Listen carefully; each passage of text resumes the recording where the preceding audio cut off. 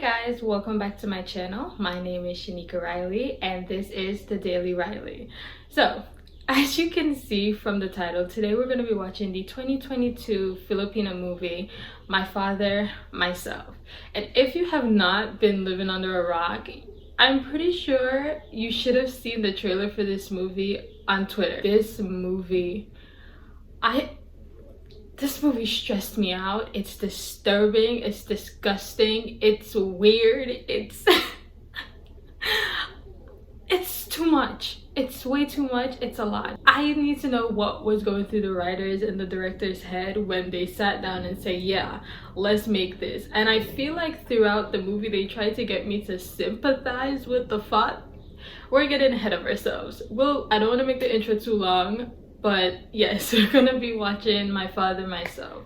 If you look up, I tried to look up the synopsis and I saw like a bunch of different stuff being said to like describe the movie. Obviously nothing, if you haven't seen the trailer and you just saw it popped up and you wanted to know what it's about, nothing tells you that this is going to be incest. But I found the synopsis on IMDb and it basically says a lawyer is left to care for a massacre survivor, which is going to be the little boy, who happens to be the son of his former client. Him and his wife welcome the boy as part of the family, but as the kids get older, the daughter confesses her love for the little boy. Again, he's her brother. I was not rooting for anybody in this. I was not rooting for the daughter and the son. I was not rooting for, obviously I was not rooting for the father and the son. I hated everyone in this movie. So just so we're not confused, I'll give you a name of everyone. So we have Matthew, which is the main character basically. He's a little boy that was adopted. Then we have Mika. She is the daughter of the two people who adopted Matthew. Then we have Amanda, she's the wife. And then we have Robert, he is the nasty ass who is sleeping with his son. We'll get to him, but he's the father, Amanda's husband, Mika's father, and also Matthew's adopted father. Then we have Domeng, who is Matthew's father, but we will get to what part he plays in all of this. The movie basically opens up with Domeng, which is Matthew's father. He's like talking to some friends and then you see some men coming across on a boat and he gets shot. And we see Matthew come in from school, I'm assuming, and his father is like dead on the floor and he comes over, he's screaming, he's crying. Then we see this car pulls up and Robert runs out of the car and he started like bawling his eyes out. Synopsis said that Domeng was his client, but then as we went on and Robert is taking Matthew back to his house, now he's taking him in, he then says to Matthew that, oh, I'm your godfather, me and your father were really good friends. Because before I knew he was his godfather and that him and Domeng were really good friends, I was like, he's a lawyer, but, and I get it, if you have a good relationship with your client, you can feel hurt by their passing, but the way he was sobbing over Domeng's body, I was like, him crying for his client like that is really suspicious.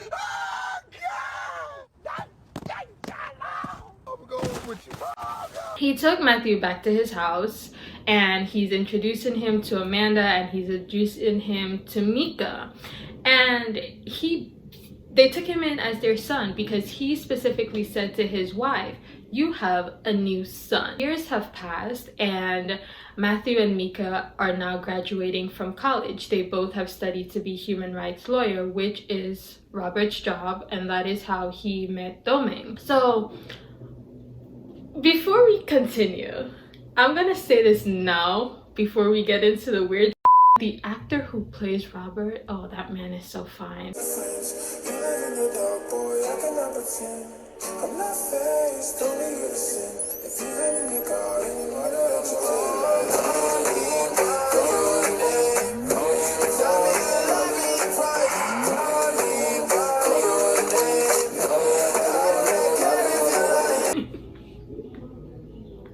I'm so sorry. So anyways, the graduation happens, they're celebrating, everyone's so happy, they're talking about taking the bar exam to actually become lawyers, and Mika and Matthew decides to go out with their friends. Their friends are weird, as well, because everyone knows that Matthew and Mika were raised together as siblings, but I guess they know that Mika likes Matthew and she doesn't see him as her brother. So the friends are like, oh, we're not graduated college, you guys are all together, what's the status between you two? And Matthew, rightfully so, he's like kind of like trying to brush off the topic, and he's like, well, she's my sister.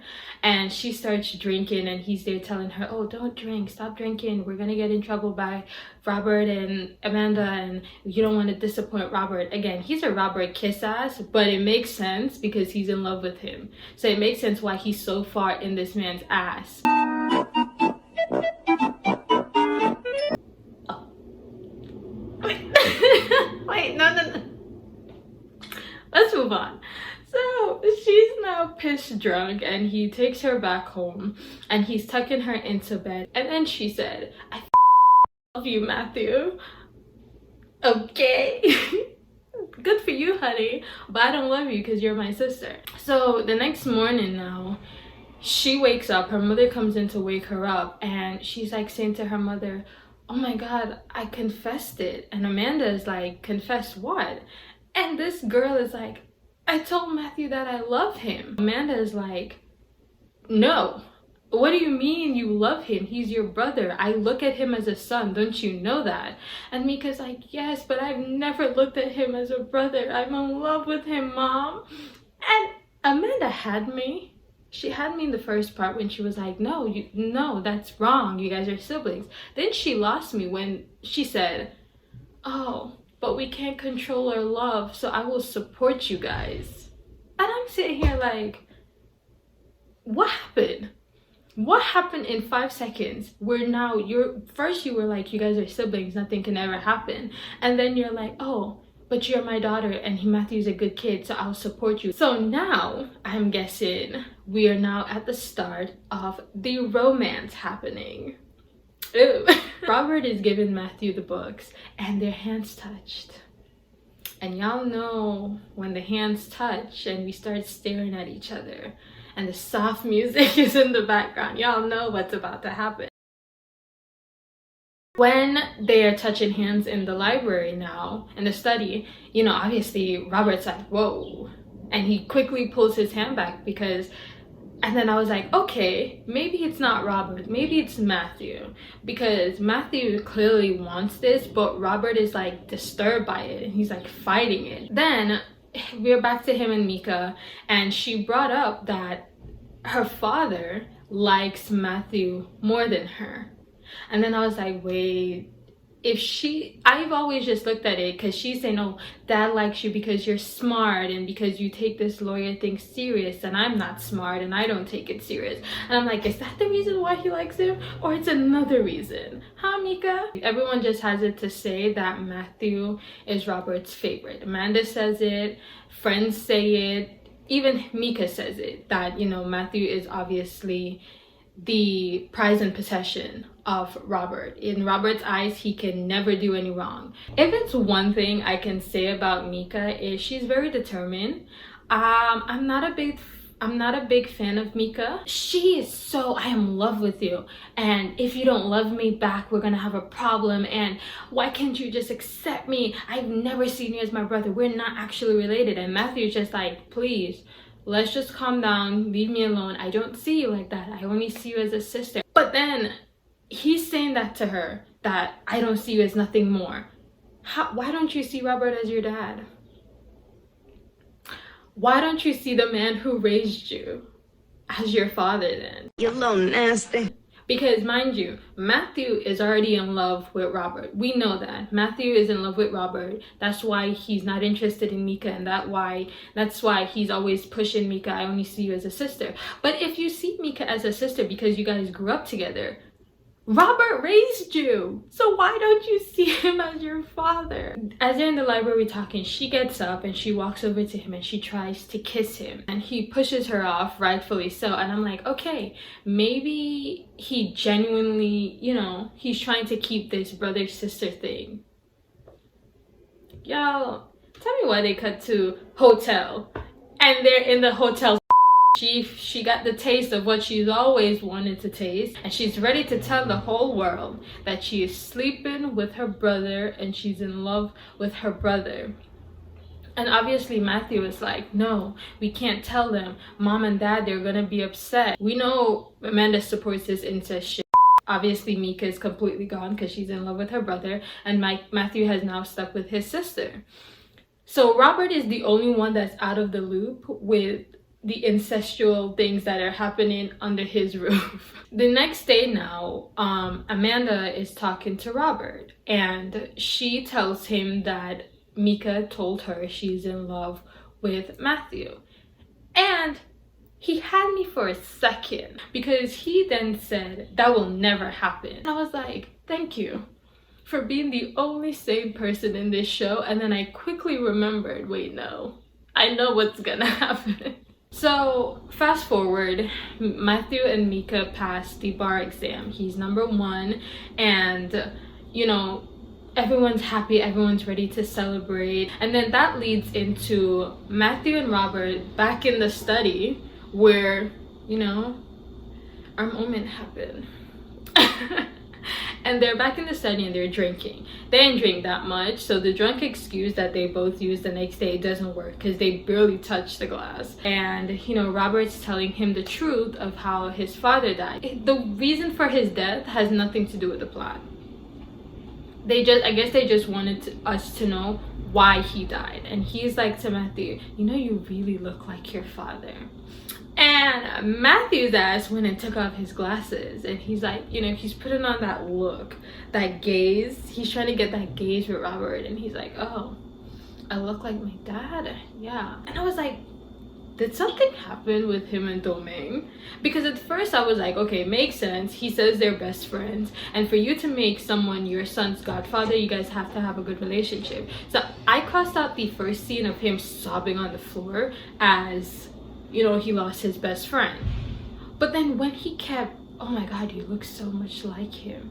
Every time I look at you, I remember him. And I'm just like, it's getting a little too uncomfortable now. It's getting a little too weird. I don't know what happened. Matthew stands up and he's looking at Robert, and they are this close to each other's face. Do you miss him as much as I do? They're talking about his dead father, mind you. Do you miss him as much as I do? And Robert's like, yeah, I miss him so much. And I am sitting there with my mouth open, and I'm like, oh wow, oh wow, oh wow, oh wow. Can we back up?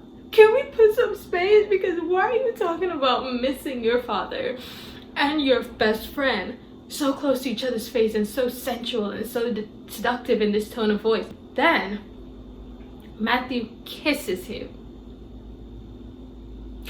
and Robert, he kisses back for a few seconds. I saw that little, they try to make it seem like, oh, he pushed him off immediately. He did not. He kissed him for a minute, and then I guess it hit him in his head who he was kissing and what he was doing, and he pushed Matthew off. After that, Robert goes back to his room. Amanda is in the bed, and she's like, oh, where have you been? And he was like, I'm in the study. I was drinking with Matthew. We were just talking. We got carried away. We drank a little too much.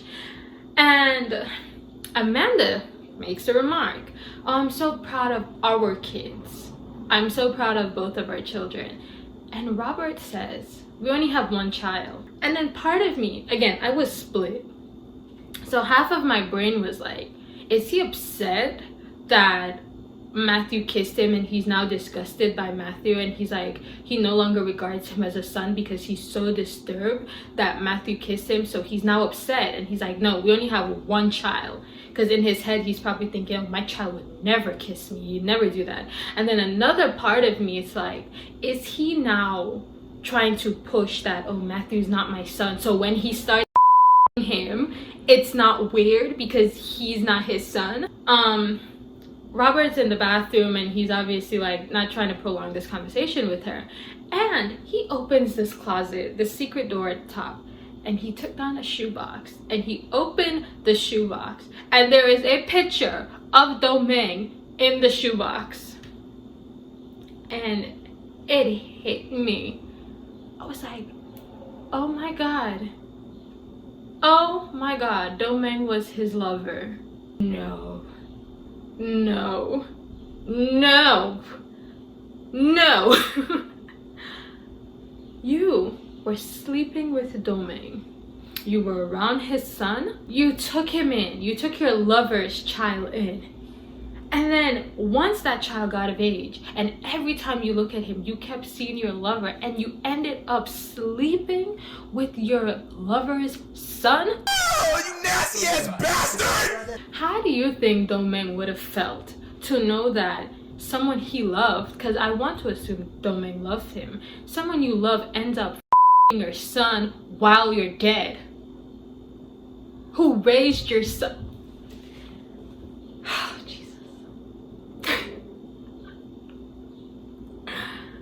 That just made this whole thing even worse. Yeah, he's his son. That was already bad.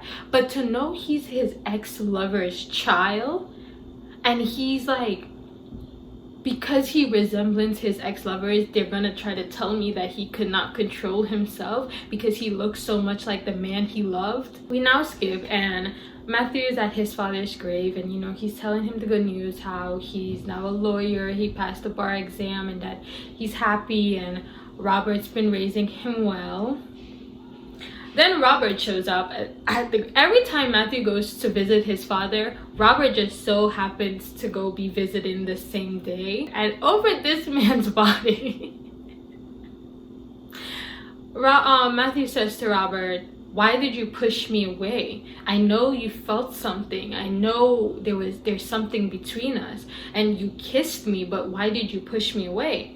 And Robert then says, because it's improper. In my head, I'm still thinking, okay, maybe Robert genuinely does not want to have anything to do with Matthew because he does actually regard him as a son. But no, he says it's improper because they're two men, not because they're father and son. Matthew hits him with, if it's so improper, why were you kissing my father? Matthew then comes back with the same thing he said. I resemble my father. Why can't I take your place in his heart if I look so much like him? Just look at me and see my father. And no one can understand how weird that is. Because what do you mean? What do you mean? Because I look like my dad, you should be able to love me and sleep with me and be with me. I am disgusted. And Robert insists that he loves his wife. And I'm sitting here like, if you so loved your wife, how are you cheating on her with Domeng? The people want to know. The people want to know, Robert. Matthew then went on the interview at Robert's firm, and he, surprisingly, shocker, he got the job. And the friend who came to the house, he assigned Matthew to work under Robert. Ooh, shocker again. We have to do something for the plot to work. We have to push something in order for them to spend time together. Robert started being like an ass to Matthew at work.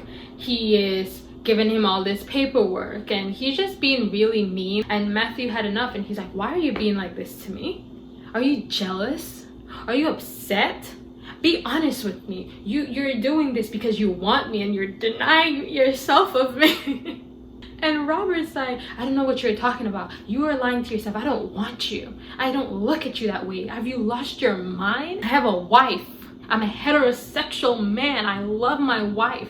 I have a daughter with my wife. How dare you insinuate that I could ever do something this disgusting? And Matthew said what I said. I don't like us being on the same side, but he said what I said. If you love your wife, why were you f***ing my daddy? Well, he got your ass there, right? Because you keep saying it. I keep hearing you say it. I love my wife. I love my wife. I would never do anything to hurt my wife. You were cheating on her with Domeng. You've been hurting her for years because who knows how long you and Domeng have been sleeping with each other. You've been stepping out on your wife way before Matthew was even a factor. So if you continue to do it now, ain't nothing gonna change. The only thing that changes is that you're sleeping with your son, so it makes it even worse than you sleeping with like an outsider. In the heat of the rage and the anger and the emotion and the turmoil, and his fist is all balled up, he kisses him. They share a passionate kiss. Please stop this madness. No one brought up, never once did Robert say out of his mouth, "Oh my God, I cannot believe I just slept with the child I raised." Not once. Not once. No one cares anymore. Now they're in love. Robert is like, yeah, even though this happened between us and even though we're now in love, you need to still date my daughter. And I'm sitting here like, what? So not only is Robert a cheater, but he's also a terrible father, because Matthew wants to end the relationship. Now that he got a taste of the man he loved, he wants to end him and Mika's relationship, and Robert's telling him, no, you can't hurt my daughter. You can't break her heart. I see how in love she is with you. You have to keep lying to her, but we can still sleep together, of course. Who cares? Like, you know, you could cheat on my daughter, but you can't break up with her. And I'm just like, do you not understand what you're saying is shit? Do you not understand what you're saying makes no sense? Cut to the next morning. As I said before, Mika confesses that her and Micah have been sleeping together, and Robert is clearly upset. And he's like, and Amanda is just sitting there looking at his reaction and then looking at Matthew's reaction, and I personally feel like she told Mika to announce it then. So now to me, she now knows that him and Matthew do have something going on, but she's trying to like destroy it in a weird ass way by using her daughter as a pawn in order to get the relationship to end. But does it end? Hell no. Because next scene, him and Matthew are once again making out in his office. Matthew is like, okay, Shin, I didn't think she was gonna announce that we're together. I don't know how much longer I can do this. I'm not in love with her. I don't want her, I want you. And here comes Robert. No, you have to stay with my daughter. You can't, we will keep this a secret. No one can ever know about us, because imagine the public reaction if they find out about us. Matthew's dumbass brought up, oh, well, so what's gonna happen now between you and your wife? And Robert starts laughing, like he is bent over laughing, and he's like, what about my wife? I'm not leaving my wife for you. If he did not leave his wife for your father, why would you think he would leave his wife for you? After all of that, I'm like, this can't get any worse. It can't get any worse. We already have the siblings sleeping with each other. We have the mother in support of the siblings. Then we have the father sleeping with his son. It can't get worse. Now it's just gonna be the unravel of everyone's cheating scandal. But no, I was wrong. It got worse. Because Mika is now pregnant. She's with a child.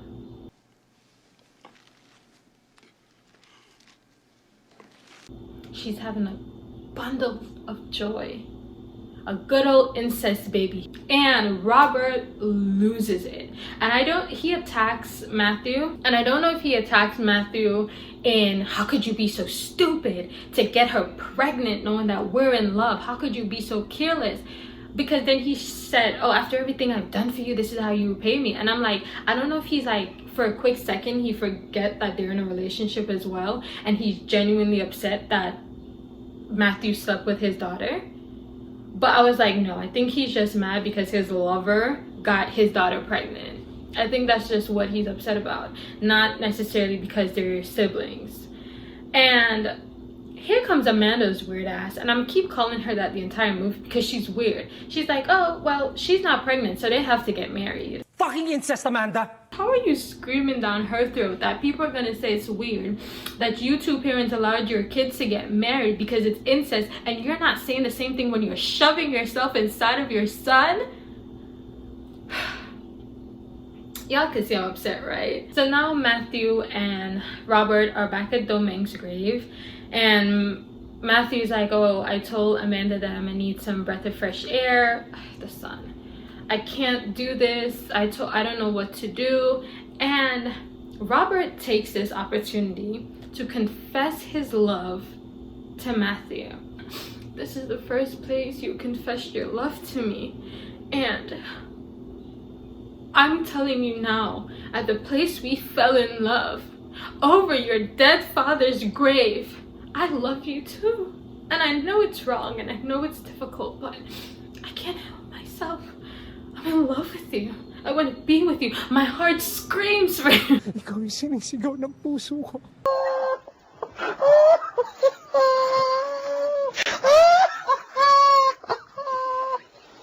And they start kissing over Domingue's grave, over your ex-lover's grave, over your father's grave. You start kissing his man. You start kissing his son, your son. And while they're there kissing, Mika stumbles upon her father and her brother slash boyfriend kissing. Matthew is running after Mika and he's like, I'm so sorry. I'm so sorry. I didn't mean for this to happen. And Mika is like, you're shameless. You're disgusting. And I'm like, how are we using that? How are we using those terms? Is he disgusting and shameless because he's sleeping with your father, or because he's with another man? And I want to give her the benefit of the doubt and say it's because he's with her father. I'm gonna say it's because he's with her father, but then that's the pot calling the kettle black, because you're also pregnant and was in love and sleeping with your brother. So if he's nasty and shameless because he's sleeping with your dad, his dad, what does that make you, honey? And she said the weirdest line throughout the entire movie. Again, this movie is weird in general, but I don't know why they made her say that, and I hate that they made her say it. And I don't know if it was supposed to be like a gagging moment, but she said, and I quote, no, let me ask you, who's better in bed, me or papa? Or is it like father, like daughter? Oh my God. I can't. There is no way someone sat down and said, yeah, oh, this is gonna gag them real bad. How is that? Why is that a question? What do you mean? Why do you wanna? I'm sick of this movie. I'm sick of it and I need it to be finished. We're almost done. Bear with me. Oh my God. It now cuts to, obviously, Mika assumed that she went home and told her mother about what she saw. I mean, rightfully so, right? And just like I suspected, Amanda knew. She knew her husband and Matthew have been sleeping together. She also knew that Robert and Domingue had a relationship. And she tried to say, I knew everything. I knew you were sleeping with Domingue, and I brushed it off because I love you. I knew you were cheating on me and you were hurting me, but because I love you. Just a short little quick intermission. Don't do that. Don't do that. The most disrespectful thing someone can do in a relationship is cheat on you. It's the most, that's unforgivable to me. Amanda's not a bad wife. She's not a bad person. They've never alluded us to anything to show that she deserved this. It's only Robert is gay. That is what it is. He's gay. He's not attracted to women. But because of the time that he was in, coming out would not have been safe. It would have not been okay. So he decided to lie. But even if I can understand that and understand that coming out is not easy, especially in his time when he would have been growing up and stuff like that, yeah, he probably couldn't. But you went and married someone, you had a kid with them, and you still turned around and hurt them. I feel that's a choice you made. And not only did you hurt her once, you ended up taking in that lover's child and then turn around and sleep with him. Like, what? And she said the same thing. She's like, I could have said no because I knew whose kid he was, but because I love you. Stop using that word. Stop saying it immediately. Because you cannot justify you knowing everything about this man and brushing it off because you love him. At some point, you're just stupid. And she's like, I knew you were gay. I knew you loved the man, but I thought I could cure you. This thought her was the cure to gayness. She thought he was gonna get a little taste of the kitty cat and he was gonna be like, yes, This is it. Men no more. Men be gone. Homosexuality, not for me. I got a taste of this. I'm a heterosexual. No, girl, you lied to yourself. And if she wasn't so weird and wasn't supporting the incestual thing with her daughter since the very beginning, she would have had me so bad, because she said, but to think you would go this low to have an affair with a child you raised. cheating is one thing. All right, you're cheating on your wife. You're secretly gay. You can't do nothing about that. It's just you don't have any attraction to her. But in order to protect yourself and hide yourself, you had to force yourself to marry a woman. But you know, no matter what, that will never change. You being attracted to men will never go anywhere. That is one thing. But to cheat on her with the child of the ex-lover that you raised? Oh, he's going to hell. He's going to hell. And it's not for nothing but that. And she said to him, well, this relationship is over. And not with him and her, which I thought she was gonna do. I thought, okay, she's having her saving grace moment. Her eyes are being open and she's gonna end it. No. The relationship between him and Matthew, she's saying, is over. She's like, I'm gonna take them to America. They're gonna get married. She's gonna have a baby there. No one's ever gonna know she's pregnant. And you and him, you guys are never seeing each other again. And he's like, I can't do this anymore. I can't pretend to love you. I don't want to do this anymore. Even if I have to come out, I want to. You know, I'm ready to live honest. And she's like, if you don't want to lose everything, you will never, ever come out. Basically is what she said. No one will ever know that you're gay. No, we're gonna continue this weird ass marriage that we have, and you're gonna be that perfect family man everyone knows and love. Stop it. Get some help. And then it cuts to Matthew going to her and he's apologizing and he's like, I'm so sorry. You're a mom to me. He has the nerve to say that out of his mouth, to call her his mother. I would have slapped him in his face. Don't call me your mother after you were sleeping with my husband. Because at this point, Matthew is a grown man. He's in his 20s. He's not a child where everyone could say, okay, Robert groomed him or something like that. No, now you're a grown man and you pursued my husband. She was like, the only thing you can do is pretend to not be gay and make my daughter happy. And I'm like, what is her problem? Why do you want these gay men to be straight? Why do you want your daughter with a gay man? And if you know all these years your husband have been cheating on you with men, why do you think Matthew's not going to do the same thing to your daughter? Matthew and Robert meet up at the church and they're talking, and he told him everything that happened between him and Amanda and between him and Mika. And Robert's like, well, did you make a choice? Who are you choosing? And Matthew says to him, well, I think him and Robert, I think we need to end this, because I don't want my baby to grow up without a father like I did. And then Robert's like, do you love her? Do you love Mika? You want to be with her? And he's like, it doesn't matter. That doesn't matter. It doesn't matter if I love her or not. You know, I have to do what's right for my baby. Then here goes Robert's ass sobbing. They're looking each other in the eyes and they're both in tears, and I'm just like, oh, let's wrap it up.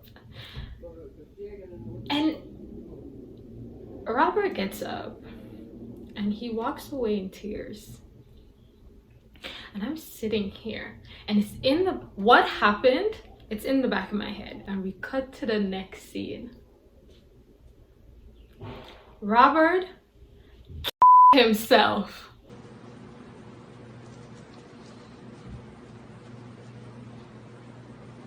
I was like, no, you got to be kidding me. Y'all, when him and Matthew were talking at the church and he walks away, in my head, I just jokingly said it because I didn't really think they were going to. I was like, you know, it'd be crazy if the next scene cuts and he himself. And he did. He's dead. He lost the love of his life once, and now he lost the other love of his life.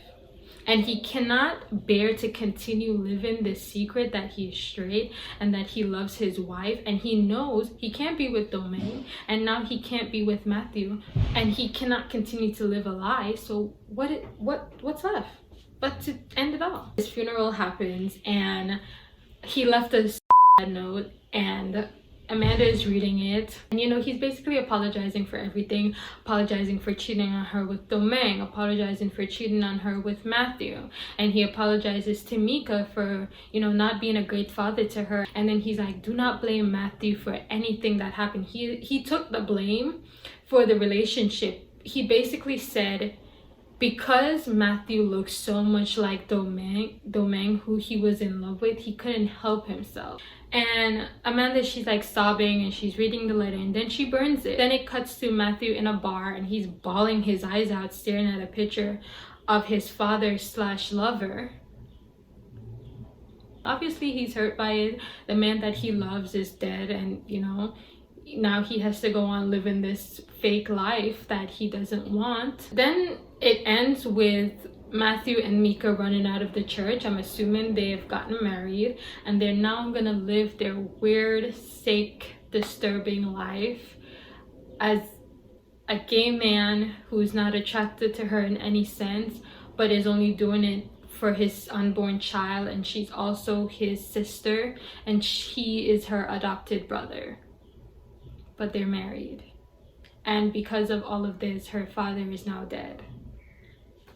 Yeah, that was that movie. That was such a fun time. I had so much fun watching that. I am not disturbed at all. I am not traumatized at all. That was so...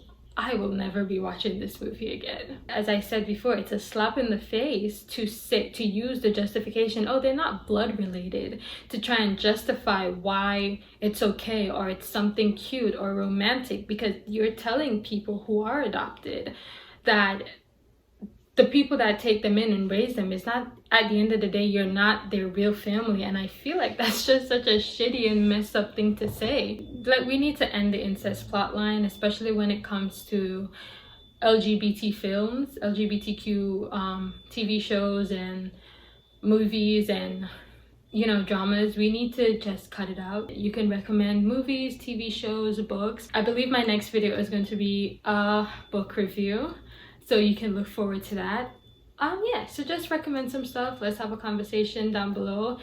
Like, comment, subscribe, press the notification bell. Also follow me on my social media accounts, follow me on my Instagram, follow me on my Twitter. And this, everyone, has been The Daily Riley. Thank you so much for being here, and I will see you when I see you. Whenever I post, I post. Bye! I can't believe that my own father is having an affair with my boyfriend.